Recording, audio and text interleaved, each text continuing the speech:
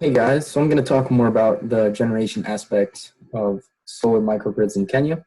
So most, if not all, these are done through photovoltaic cells, which are particularly useful in Kenya as they require no water to function, and Kenya is already somewhat of a drought-stricken country. So it just makes sense to have the least water-intensive way of going about this. And also in Kenya, sun exposure is very prevalent as the country is located on and around the equator. So therefore, solar energy has been deemed a very effective way to meet community energy needs in places that already don't or are just getting electrified. So the process of photovoltaic cell and solar generation is that the sun hits the solar panels, which then convert the sun's energy into DC electricity, which is then wired into two inverters. One of these inverters converts the electricity into AC power that is then transported to all installations according to their energy needs. And the other inverter wires excess DC energy into high voltage batteries for storage that can be used later at night or during peak demand. So as Kenya, as I mentioned, is located on the equator, solar energy should be a no-brainer when it comes to large-scale application. But the only downside is that solar farms take up large amounts of land to operate at a large scale. So the grid incorporated systems have kind of been pushed to the side in favor of microgrids, with the exception of a few that are being tested and worked on today with capacities such as like 55 megawatts or something around there. But overall, due to the sun exposure and just availability of these technologies, Kenya has the potential to output around 23,000 terawatt hours a year of solar, but mostly, again, at smaller scales such as microgrids and personal grids.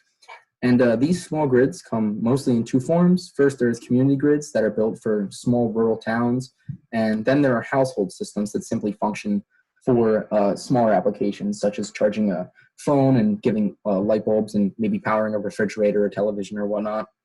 But as mentioned, firstly, there is villages like Entisopia, which is a small village of about 150 to 200 people, 200 kilometers south of Nairobi, and which is the capital of Kenya, and around 30 miles away from being able to be connected to the macro grid.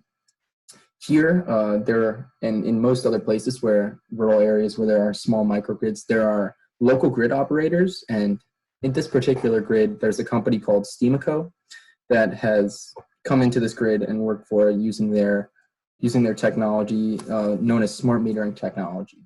So they make this smart metering technology and they sell it to local grid operators to make their grid more efficient and effective at collecting payments. They picked Entisopia due to its strong business activity, and they saw that people could benefit from it, from the extra power generated. So before this grid was implemented, the people of Entisopia primarily used kerosene lamps to light their houses, and they also used diesel generators to run their businesses. But this grid has proved effective by not only beating the cost of diesel electricity generation, but also of beating kerosene lighting costs simultaneously. So this grid powers around 70 local businesses and homes and provides a total of 5.6 kilowatts out of its 24 solar panels that are located slightly outside the village in a closed-off area. Elsewhere around Kenya, Steamaco has microgrids in about 25 villages where it implements its technology and gives electricity to around 10,000 people throughout Kenya.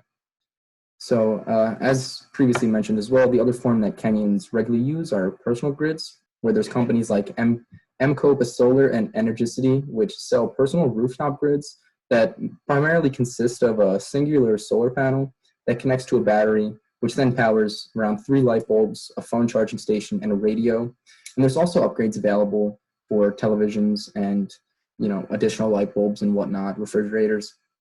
And these sources of electricity are made more practical through their convenient payment technology, which, as I previously mentioned, is known as smart metering technology, where people basically use their phone to online pay for credits as they need. And this process is usually done through a popular phone app in Kenya called M-Pesa, which is the payment app.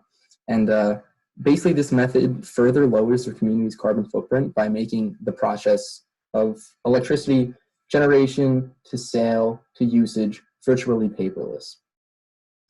So these sources have put Kenya well on its way to achieving its goal of 100% connectivity by 2022. And they will continue to grow in size as the benefits and technology further improves. Basically, Kenya has a population of about 50 million people, which is about a seventh the size of the US population, and its energy capacity as of around 2019 is only 2,370 megawatts, which their peak demand is only 1,700 megawatts. The average Kenyan consumes about 167 kilowatt hours of electricity per year, and they only contribute 0.03% of worldwide carbon emissions into the atmosphere, which is about 1% of what every American contributes. So basically, they're well on their way to achieving sustainable energy sources and basically just becoming a completely connected electrified grid.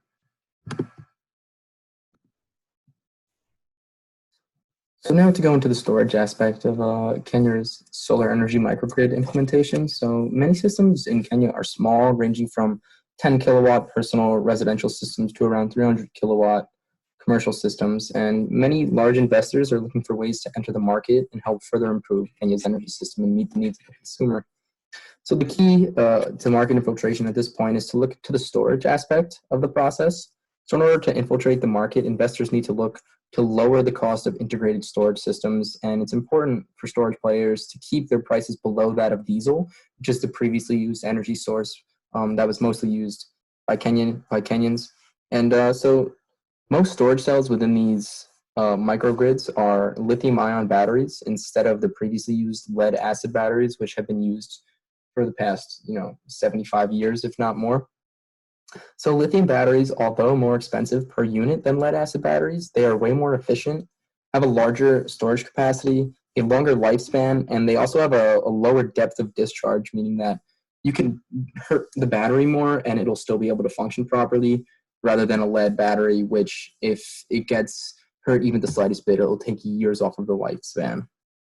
So there's companies around the world who have been looking to kind of beat the game and focus on how to improve the waste part of it, because what happens after batteries are no longer able to be used is the large part, and as lead batteries are highly recyclable, or like it makes sense for them to be used, but also there's a company called Acceleron, which is headquartered in the United Kingdom, and they're in the early stage of commercializing what their CEO describes as a simple assembly technology, which facilitates the easy replacement of components. And this kind of helps make batteries, lithium-ion batteries, function for up to 25 years, which basically he compares to being able to run a car with the appropriate maintenance and servicing for around 25 years. So basically they're just looking to keep everything up to date inside of the battery to make sure that it functions properly. So basically, lithium-ion batteries have an average lifespan of about 10 years, whereas lead-acid batteries have a lifespan of around 5 to 7 years.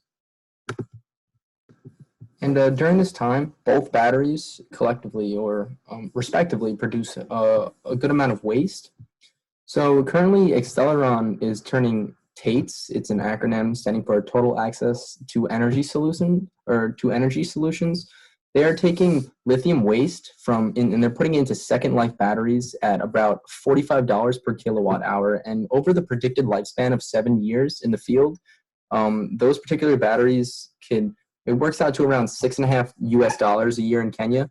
And the lead acid cost can already be double this. So practically just this company is finding a solution to make lithium ions 100% the choice over lead acid batteries. And lead acid batteries only last, when recycled, basically only last for about 3 years. So the lifespan is already doubled for lithium ion batteries, making it a clear choice for them in the field. And finally, so the prices of lithium batteries are dropping all the time, as well as the capabilities of these batteries are improving day in and day out. And they're just becoming way more productive and being able to utilize way more energy than ever thought before, especially if you were to use a lead acid battery. And a large part is that as electrification happens in Kenya, people want to use their battery systems to be able to power not only just their businesses, but their homes as well. And we're seeing that it's kind of the tipping point at the moment. There's a lot of companies that offer lead-based systems, and they're starting to switch to lithium. And they want a lithium solution that's not only cost effective, but they also want to be able to deal with the waste when it comes to the end of the life. So companies like Acceleron are paving the way in the industry for this to happen and to just create a more efficient, effective, and better off world.